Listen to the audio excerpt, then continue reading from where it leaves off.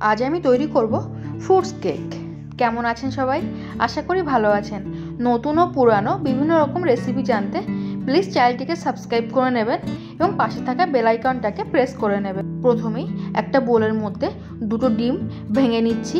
ডিম দুটো অবশ্যই রুম টেম্পারেচারে রাখবেন এবং ডিমটা 5 মিনিট খুব ভালোভাবে ফেটিয়ে নিচ্ছি। এখন দিয়ে দিচ্ছি হাফ কাপ সাদা তেল। এখানে সাদা তেলের পরিবর্তে আপনারা মেল্টেড বাটারও ব্যবহার করতে পারেন। তেলটা দিয়েও 5 মিনিট খুব ভালো করে ফেটিয়ে নেব। তেল ও ডিমের মিশ্রণটা ফেটাতে ফেটাতে দেখবেন বেশ একটু ঘন হয়ে এসছে।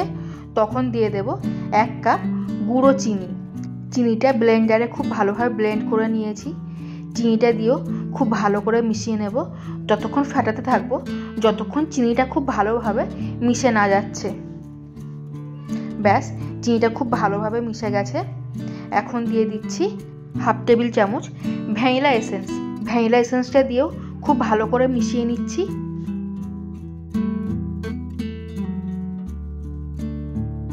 এখন একটা চালনি নিয়ে নিয়েছি।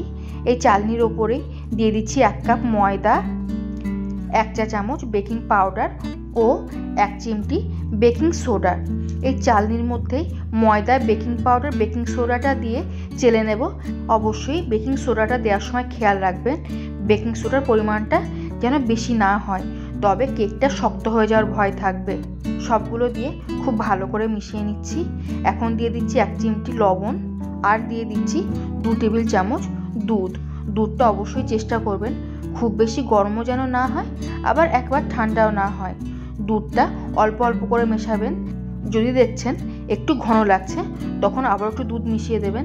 আমার একটু ঘন লাগছিল, ওই জন্য আমি আরও 2 টেবিল চামচ দুধ মিশিয়ে দিয়েছি। এমনভাবেই প্রায় 5 থেকে 7 মিনিট কেক ব্যাটারটাকে খুব ভালো করে ফেটিয়ে নিয়েছি। দেখতেই পাচ্ছেন কেকের ব্যাটারটা কেমন ঘন করে করেছি, নাও ঘন নাও পাতলা। এখন নিয়ে নিচ্ছি কিছুটা ড্রাই ফ্রুটস। এখানে নিয়ে নিয়েছি কিশমিশ, কাজু বাদাম ও আমন্ড। সবগুলোতে একটু ময়দা মিশিয়ে নিচ্ছি।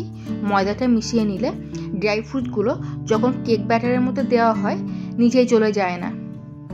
এখন ড্রাই ফ্রুটসগুলো কেক ব্যাটারের মধ্যে দিয়ে দিচ্ছি। ড্রাই ফ্রুটসগুলো দিয়ে হালকা হাতে একটু মিশিয়ে নেব।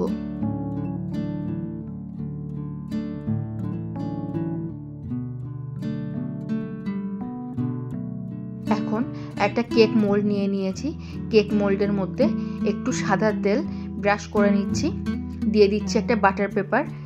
তেলটা দিয়ে দিলে বাটার পেপারটা সেট হয় ভালোভাবে। বাটার পেপারটা দেওয়ার পরও একটু তেল খুব ভালো করে চারিদিকটায় দিয়ে দিচ্ছি। বাটার পেপারের পরিবর্তে একটু তেল ব্রাশ করে ময়দা ছড়িয়ে দিলেও হয়ে যাবে। এখন কেক মোল্ডের মধ্যে কেক ব্যাটারটা দিয়ে দিচ্ছি। এখন 2-3 বার একটু ট্যাপ করে নিচ্ছি যাতে ভেতরে যদি কোনো হাওয়া থেকে থাকে সেগুলো বেরিয়ে যাবে। ওপর থেকে দিয়ে ছড়িয়ে দিচ্ছি ড্রাই ফ্রুটস। এখন গ্যাসে এরকম একটা হাঁড়ি বা কড়া দিয়ে তার মধ্যে স্ট্যান্ড বসিয়ে দিয়ে ফ্রি হিট করতে দিয়ে দেব 10 মিনিটের জন্য। অবশ্যই ঢাকনা দিয়ে দেব। 10 মিনিট ফ্রি হিট করা হয়ে গেছে। এখন ধীরে ধীরে কেক মোল্ডটা দিয়ে দিচ্ছি। অবশ্যই এই সময় গ্যাসের ফ্লেমটা একদমই লো করে দেব। এবার ঢাকনার ওখানে যে ছিদ্রটা আছে ওটা বন্ধ করে দেব। এভাবেই রেখে দেব 35 থেকে 40 মিনিট। 35 থেকে 40 মিনিট পর কেকের মাঝখানে টুথপিক ফুটিয়ে দেখবেন যে টুথপিকটা একদমই শুকনো বার হয়, তবে বুঝবেন কেকটা খুব ভালোভাবে হয়ে গেছে। আর যদি দেখছেন যে কাঁচা থেকে গেছে তবে আরও 5 মিনিট রেখে দেবেন। কেকটা ঠান্ডা হয়ে যাওয়ার পরে ডিমোল্ড করব, তা না হলে কেকটা ভেঙে যাওয়ার ভয় থাকবে। একটা চাকুর সাহায্যে সাইডগুলো একটুখানি ছাড়িয়ে নেব। তারপরেই উল্টে দিলেই কেকটা খুব ইজিলি বেরিয়ে আসবে। দেখুন কেকটা কত সুন্দর হয়েছে। কেকটা আমি এখন কেটে দেখাচ্ছি আপনাদের। ভিডিওটি ভালো লাগলে প্লিজ একটা লাইক ও শেয়ার করে দেবেন। দেখতেই পাচ্ছেন কেকটা কতটা নরম হয়েছে।